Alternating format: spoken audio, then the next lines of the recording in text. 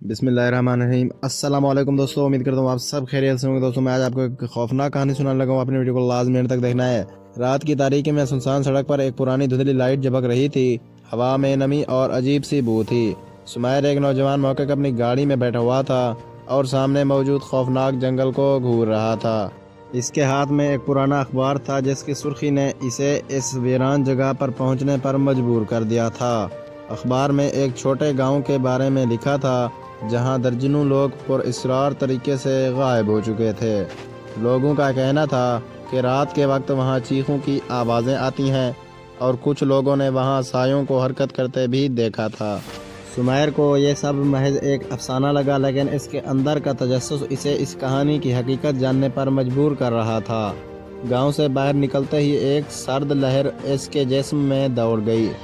सामने जंगल के अंदर एक पुरानी शिकस्ता हवेली खड़ी थी जो बरसों से बेआबाद लग रही थी। दरख्तों की टहनियाँ हवा के झोंकों से चरचरा रही थीं और ऐसा लग रहा था जैसे वो कोई गहरा राज छुपा रही हों। सुमैर ने गहरी सांस ली और आगे बढ़ने लगा। जैसे ही वो जंगल के अंदर दाखिल हुआ, उसके कदमों के नीचे सूखे पत्तों की चरचराहट गूंजी और साथ ही कहीं दूर से एक सरगोशी सुनाई दी। वो लम्हे भर को रुक गया, इर्द गिर्द नज़र दौड़ाई, लेकिन कुछ नज़र न आया। वो आहिस्ता आहिस्ता हवेली की तरफ बढ़ने लगा। जैसे ही उसने जंग आलूद दरवाजे को छुआ, दरवाज़ा खुद ब खुद एक कड़ी आवाज़ के साथ खुल गया। अंदर कदम रखते ही इसे महसूस हुआ जैसे किसी ने इसकी गर्दन पर ठंडी सांस छोड़ी हो। अंदर मुकम्मल अंधेरा था। बस एक कोने में एक पुरानी मोमबत्ती जल रही थी जिसकी मध्यम रोशनी में दीवारों पर पुरानी सियाह सफ़ेद तस्वीरें नजर आ रही थीं। इन तस्वीरों में मौजूद चेहरे धुंधले और मशक शुदा लग रहे थे। सुमैर ने जेब से टॉर्च निकाली और रोशनी फैलाई। कमरे के बीचों बीच एक पुरानी मेज़ थी जिस पर गर्द जमी हुई थी। मेज़ के किनारे पर उंगलियों के निशान वाज़े थे, जैसे किसी ने हाल ही में इसे छुआ हो। अचानक इसे अपने पीछे किसी के चलने की आवाज़ आई। वो तेज़ी से मुड़ा, लेकिन वहाँ कुछ भी नहीं था। दिल की धड़कन तेज़ हो गई, मगर इसने खुद को काबू में रखा और आगे बढ़ने लगा। वो एक और कमरे में दाखिल हुआ जहाँ एक बड़ी अलमारी रखी थी। अलमारी के दरवाजे आधे खुले थे और अंदर से किसी चीज़ के सरकने की आवाज़ आ रही थी। सुमैर ने हिचकिचाते हुए हाथ बढ़ाया और दरवाज़ा पूरा खोल दिया। अंदर कुछ नहीं था, सिर्फ पुरानी बोसीदा किताबें थीं। लेकिन जैसे ही इसने एक किताब को छुआ, अचानक कमरे की खिड़कियां ज़ोर से खुल गईं और एक ज़ोरदार झोंका अंदर आया। चिराग बुझ गया और पूरा कमरा तारीकी में डूब गया। अचानक इसे महसूस हुआ कि कोई इसके पीछे खड़ा है।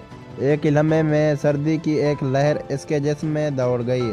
इसने आहिस्ता से टॉर्च की रोशनी पीछे की तरफ की और जो मंजर इसने देखा वो इसकी रूह तक जमा देने के लिए काफ़ी था।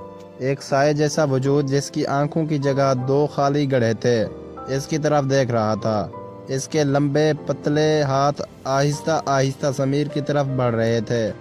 समीर ने एक ज़ोरदार चीख मारी और पीछे हटने की कोशिश की, मगर इसके पाँव किसी चीज़ से उलझ गए और वो फर्श पर गिर गया। साया अब उसके करीब था और जैसे ही इसने समीर को छुआ, पूरा माहौल धुंधला पड़ने लगा। कमरे की दीवारें हिलने लगीं जैसे वो किसी और जगह मुंतकिल हो रहा हो। इसके कानों में दर्जनों लोगों की चीखें गूंजने लगीं जैसे कोई इसके दिमाग में घुसकर चला रहा हो। समीर ने किसी तरह हिम्मत जमा की और जल्दी से टॉर्च की रोशनी सीधी इस साए के चेहरे पर डाल दी। एक लम्हे के लिए वो साया पीछे हट गया और इसी लम्हे समीर ने खुद को खिड़की की तरफ धकेल दिया।